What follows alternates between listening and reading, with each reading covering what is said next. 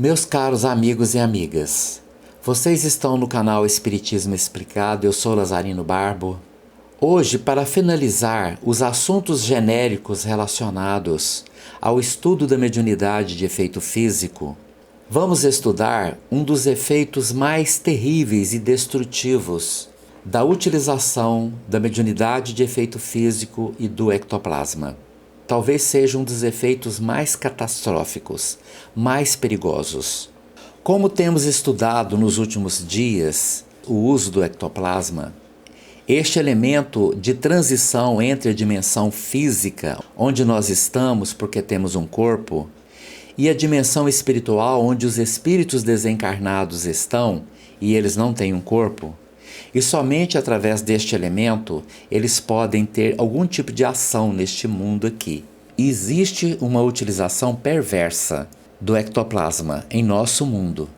Nós vivemos num mundo de expiação e provas. Aqui o mal ainda predomina, porque o reino de Jesus ainda não pertence a esse mundo. E esta utilização do ectoplasma de maneira perversa está relacionada ao uso de drogas, seja qual for a droga. A tragédia da dependência química não termina com a morte do corpo. É muito comum que espíritos dependentes químicos voltam para o mundo espiritual quando o corpo morre e permanecem dependentes químicos. E lá no plano espiritual, mesmo nas regiões umbralinas, eles não têm acesso a essas drogas. Eles precisam de voltar e buscar se utilizar dessas drogas através dos encarnados. Álcool, maconha, cocaína ou qualquer outra substância só pode ser absorvida através dos encarnados. Mas se alguém colocar um copo de cerveja, de uísque sobre a mesa, ou pó ou crack, os espíritos não têm acesso. Eles não têm como usufruir da droga, porque ela é inacessível a eles enquanto estão no plano espiritual. E voltando ao assunto ectoplasma, todo ser humano tem ectoplasma. Alguns exalam muito pouco ectoplasma, outros exalam muito ectoplasma. Médiuns curadores, médiuns que fornecem ectoplasma, até mesmo para produzir um barulho dentro de casa, são capazes de doar muito ectoplasma. Mas existem aqueles cuja doação é imperceptível. Mas quando o encarnado usa uma droga, existe um caminho natural. As substâncias químicas que são absorvidas pelo corpo passam pelo corpo, misturam-se ao ectoplasma e vão parar na aura. Então, quando uma pessoa bebe, o álcool fica visível na aura da pessoa, misturado ao seu ectoplasma. Seja pouco ectoplasma, seja muito ectoplasma. A droga vai parar na aura da pessoa. E os espíritos, então, podem usufruir desta droga, que agora faz parte da aura daquela pessoa.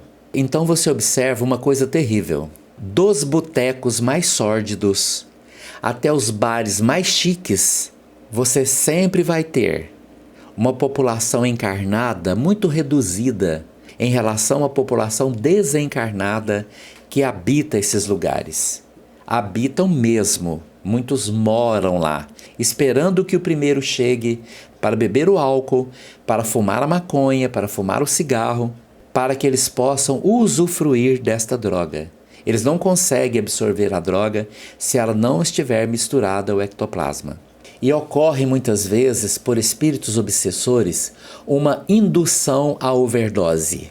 Então, a partir do momento que se estabelece uma ligação, aquele espírito dependente que agora se tornou um espírito obsessor, começa a induzir aquela pessoa à necessidade do consumo daquela droga. E vai criando um cerco e uma opressão para que se use cada vez mais. Há uma vontade cada vez mais dominante para que aquela pessoa consuma cada vez mais aquela droga. E existem casos extremos da indução à overdose, quando uma pessoa é subjugada por diversos espíritos, que vão atuando sobre ela, cerceando a sua vontade, criando um processo de domínio para que ela desencarne sob o efeito de uma overdose.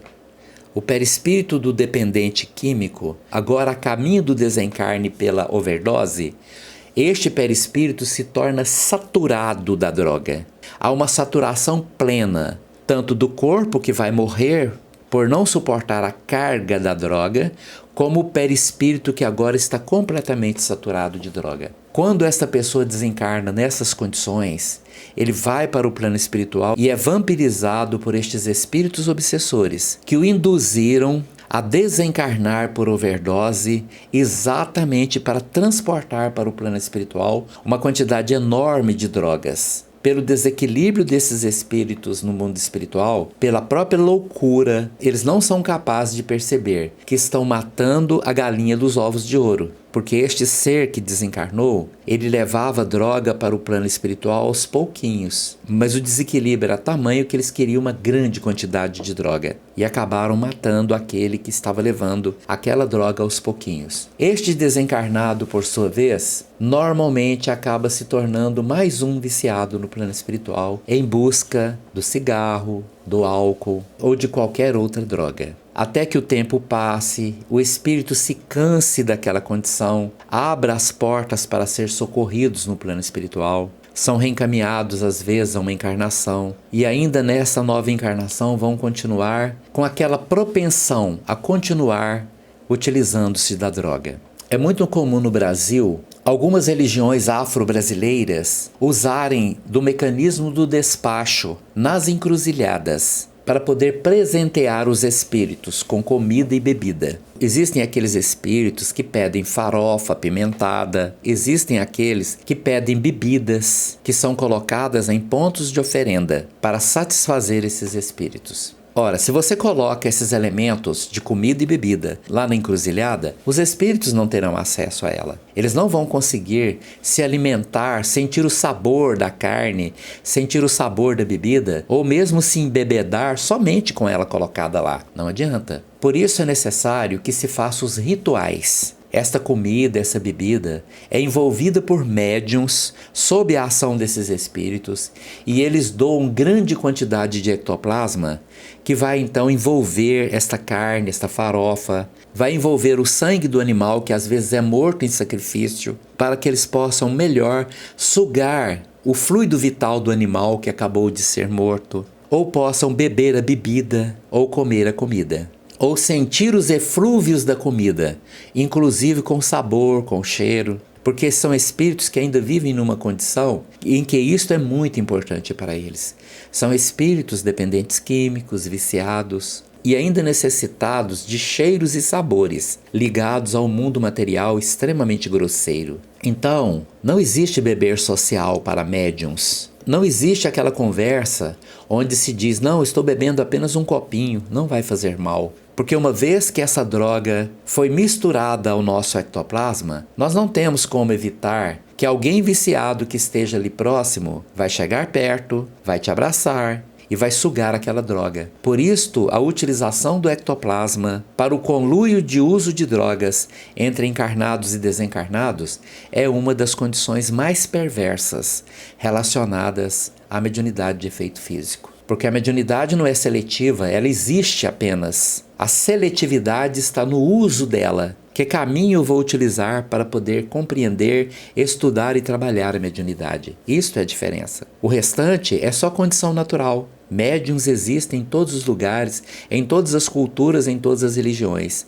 Agora, como se utiliza a mediunidade? Isto faz a diferença. Por isso, o Espiritismo é Allan Kardec. Por isso, o Espiritismo está ligado a Jesus, fazendo bem apenas. Muito obrigado pela sua atenção. Se você gostou deste vídeo, deixa aí o seu like. Muito obrigado por você estar aqui.